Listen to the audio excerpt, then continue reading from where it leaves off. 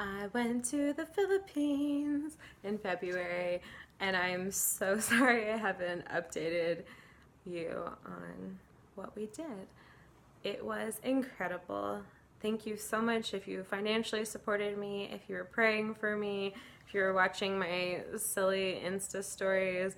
I had such an incredible time. We went with Church Multiplication Coalition, and months out of every year, they have crusades 1 to 2 to 3 to 4 every single night, and see so many salvations, so many healings, planting churches. Their mission is to go to the places where the people are unreached and do not have a church, and offer the love of Jesus and his presence, and lead up pastors there to pastor the people in the villages. So we went to a region northern of Manila. I know Solano is one of them just because I have a mug that has Solano on it. But we got to go to 20 remote villages, and through our crusades, 13,000 people were reached. We'd have skits and a rock band and a powerful drama, the Lifehouse drama. I don't know if you've heard of it, but very powerful. People shared their testimonies. We'd preach the gospel, have a time of asking people if they wanted to give their life to Jesus, and also receive prayer. And then they can come back the next day and get Bibles, start small groups, start churches. It's incredible. So we had prison ministry where Jeremy Eggman went into the prisons and saw 100% of the people get 100% healed, which I feel like is pretty standard for Jesus. And we did door-to-door ministry, getting to invite people to come, praying for them. We went to so many elementary schools and got to go class by class, sharing the gospel, sharing our testimonies, asking them if they wanted to give their life to Jesus. And almost assuredly, they'd pretty much all give their life to Jesus. It was incredible. We got to go to a high school where there was like 5,000 kids came. Or it was a high school of 5,000 kids. I think there were 3,000 all at once.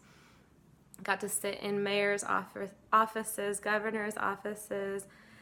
It was really incredible. I got to be part of our medical mission, and Nurse Janie came with like 6 or 7 suitcases of medical supplies, which we distributed for each of the different barangay halls, which is like a basketball court. It's kind of like a town center, which is where we would have the crusades at night.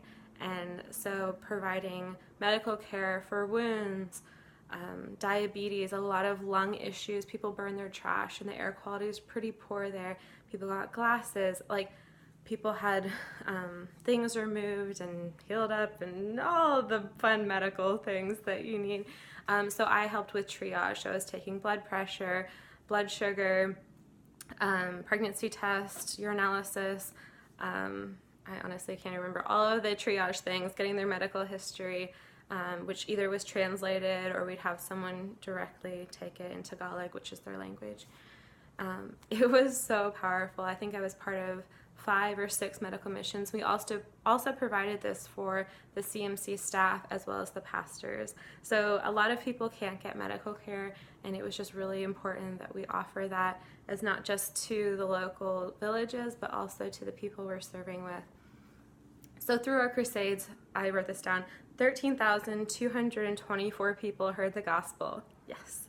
12,421 received Jesus as Lord and Savior. And then we had 4,998 people come and receive prayer. And through the follow-up the next day, we had 25 Bible studies started and 4 potential churches. So it was just super wild, really, really like intense in terms of being on the teams and starting like early at the morning, ending late at night. And I was spent after that trip, but it was totally worth every single day just getting to see the miraculous happen. We got to see a couple girls who were suicidal, who used to be part of their church youth group and on the worship team, just rededicate their life to the Lord and totally transform. We got to see the lame walk. We got to see blind eyes open, and not only open, like having the ability to like start to read. It was that was really awesome. Scoliosis, completely aligned, where like their back moved. Pain leave, goiters disappear. And like even with all of these like incredible moments, one of the most powerful healings for me, there was this mama named Rowena, and she had a little baby, Rachel, who was probably like a year, maybe a year and a half. And she was basically laying like limp in her arms, unresponsive. And when I touched her skin, it was burning hot. And so I knew that she had just an incredible fever. And as being part of our medical mission, my first instinct was, we need to get baby Tylenol. Like, where is it? Like, there has to be some somewhere. We've had so much Tylenol handing out. And everyone was in these prayer lines, so there wasn't really a chance, but I was like, stick around. Like, I'll get you guys some medicine. Even when you come to follow up, because I had shared my testimony that night, so I would come to follow up the next day. And, yeah, like the baby wasn't healed, and I was just like, Jesus, like that baby could die. Like, you have to heal it right now. And so I told her to come back in line, get more prayer. And eventually she was like sitting down, and so I went to pray with her. And as I just laid hands on both of them, little Rachel and Rowena, like I just felt the total compassion of the Lord for this little one. And I was just crying with her. She was crying, I was crying. And just like coming to the throne room and just saying, Jesus, you have to heal right now. And it was incredible. Like in the midst of my tears, like her fever broke. She got like clammy and sweaty and like started to become a little more coherent. And I just like laugh at myself because I'm like, of course, like medicine will heal this, but Jesus will also heal this. And when medicine is lacking, Jesus is always available.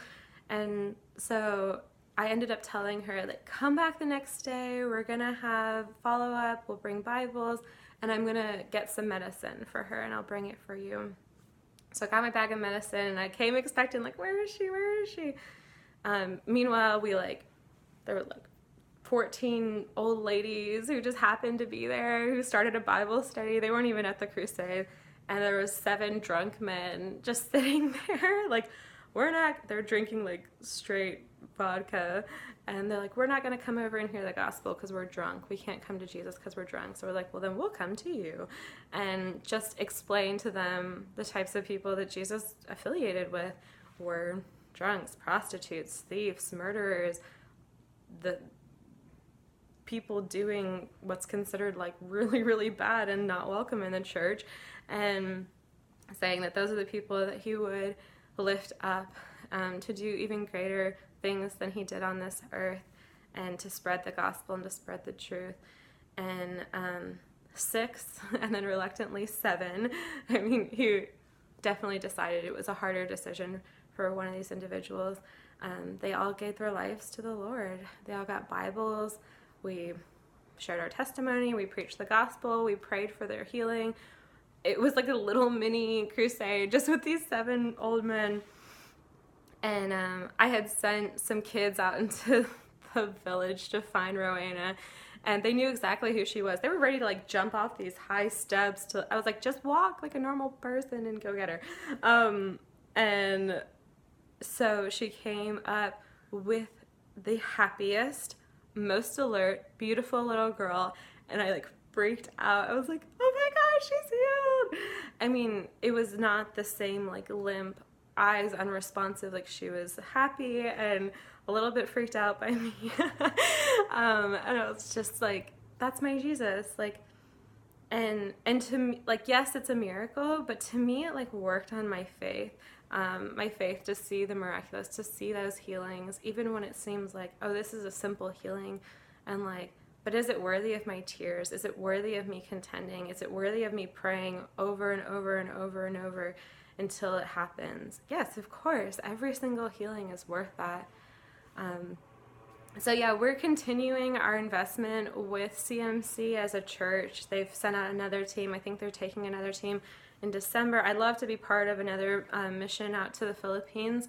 But yeah, we're just so excited to see all that God's doing there, and getting every last person on that island to at least hear the gospel, if nothing else.